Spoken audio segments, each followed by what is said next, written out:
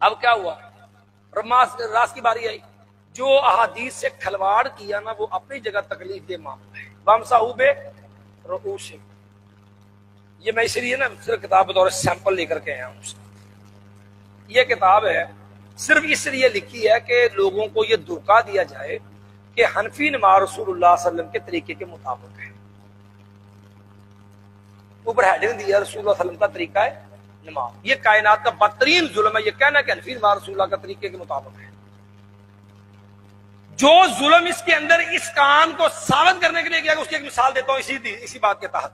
وامسحوا برؤوسکم، کہنے لگے کہ حدیث میں آیا ہے کہ نبی علیہ السلام نے مسح علی ناصیتہ، آپ نے ناصیہ پہ مسح کیا، حالانکہ احادیث کو سامنے رکھیے بیان ہے قرآن کا۔ ہم کہتے ہیں چلو ایک منٹ کے لیے آپ کی مان لیتے ہیں کہ قرآن مجمل ہے، تو اجمال کی تفصیل جب قرآن نے جو کہہ دیا وَأَنزَلْنَا إِلَيْكَ الذِّكْرَ لِتُبَيِّنَ لِلنَّاسِ مَا نُزِّلَ إِلَيْهِمْ، تو عمل رسول کو بیان بنا لو، طریقہ رسول دیکھ لو کہ اللہ کے نبی علیہ السلام نے مسح کیسے کیا ہے۔ بھی جب سر ننگا تھا سامنے ہاتھ لائے، پیچھے لے گئے، پیچھے سے واپس لائے، پھر کانوں کا مسح۔ اچھا اگر سر پہ پگڑی ہو تو نبی علیہ السلام نے مسح کیسے کیا؟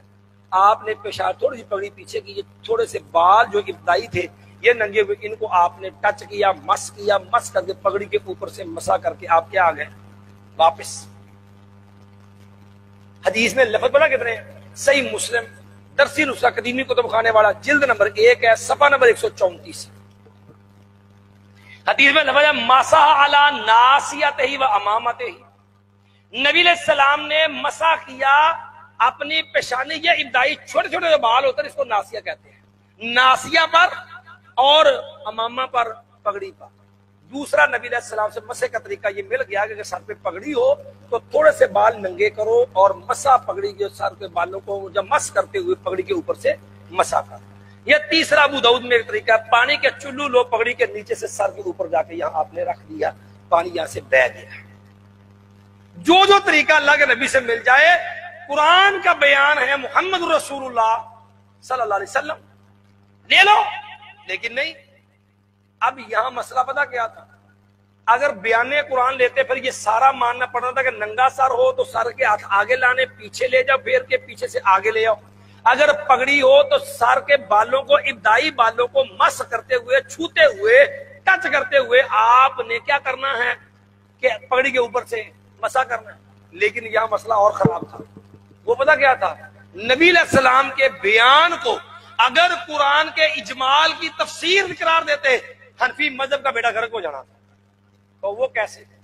فقہ حنفی میں تو لکھا ہے، ہدایہ میں بھی، لا یجوز المسح علی الامامہ، لا یجوز المسح علی الامامہ دے کہ پگڑی پر مسح جائز نہیں ہے۔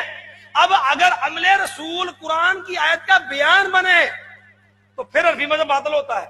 حنفی مذہب بچانے کے لیے انکار کا چور دروازہ کھولا تھا، اب کیا کیا؟ اب چور رستے سے بچانے کے لیے ایک اور انداز اپنایا، حدیث میں تحریف کر دی۔ ہوئے کتنے بے توفیق یہ فقیہان حرم، خود بدلتے نہیں قرآن بدل دیتے ہیں۔ اب تحریف کا رستہ آ گیا، یہ ظالمانہ رویہ ہے کہ جب دلائل سے بات نہیں نہ بنتی پھر قطع برید اور انکار کا رستہ آ جاتا ہے۔ اس لیے ہمارے استاد محترم مفتی بشر ربانی حافظہ اللہ کی خصوصی نصیحت کہتے ہیں کبھی بھی کوئی یہ مقلد دیوبندی بریلوی کو حوالہ دینا، کبھی بھی اس کے حوالے پہ اندھا اعتماد نہیں کرنا، ہمیشہ اصل کتاب کی طرف مراجعت ضرور کرنا۔ کتنا بھی بڑے سے بڑا معتمد حنفی کیوں نہ ہو، اپنے مذہب کے لیے خیانت اس سے پاک مشکل ہی ہوتا ہے، شاید اگر اس کو اللہ بچا لے، الا من رحم ربی، وگرنہ یہ والا نقل کرنے میں بہت زیادہ خائن ہوتی ہے۔ اب یہ عوام کو کتاب دے دی، یہی مسئلہ آ گیا۔ حدیث کا انکار ہے، نبی مسح کے اندر قرآن میں رؤوسکم کو مجمل کہا، اجمال کا بیان کیا بنتا تھا؟ عمل رسول بیان کیوں نہیں بنایا کہ اپنا؟ اگر نبی علیہ السلام کا عمل بیان بنتا تو پھر جو تھا وہ حدیث کی روح سے حنفی مذہب باطل ہو جانا تھا، کیونکہ مسح کے اندر پگڑی پہ مسح سنت رسول ہے، اور فقہ حنفی کے اندر لا یجوز المسح علی الامامہ، پگڑی پر مسح ہی جائز نہیں تھا، اس لیے ہیلا کیا کیا، حدیث میں کانٹ چھڑ کر دی، آدھی حدیث نے حوالہ صحیح دیا، اس نے بھی نا، یہ جمیل احمد نذیری جو ہے انڈیا والا، اتنے حوالہ صحیح دیا، اس نے حوالہ دیا صحیح مسلم جلد نمبر 1 صفحہ 134 درس نسخے کا وہاں 4 ایک صفحے پر جو ہے 4 بار یہ حدیث ذکر ہوئی ہے، چاروں بار لفظ یہ ماسح علی ناصیتہ و امامتہ، ماسح علی ناصیتہ و امامتہ، ماسح علی ناصیتہ و امامتہ۔ لیکن ہوا کیا؟ ظلم پتہ کیا کیا؟ ظلم یہ کیا کہ صرف پہلے تو امامہ کے لفظ کاٹ دیے،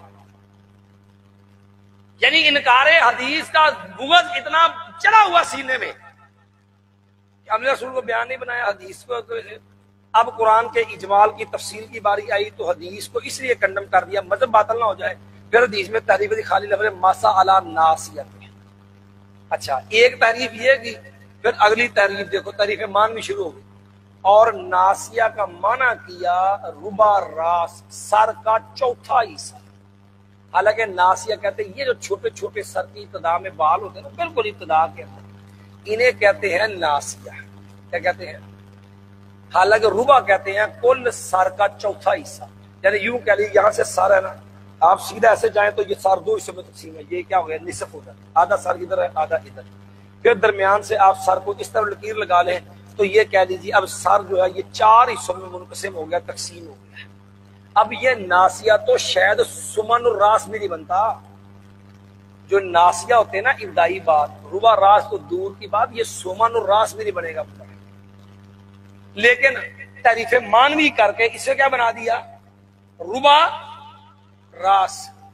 یہ دوسرا ظلم کیا، کہنے لگے اب کیا ہے کہ بھئی مسے کے اندر مقدار ناسیہ یعنی ربا راس جو ہے وہ مسا کرنا فرض ہے۔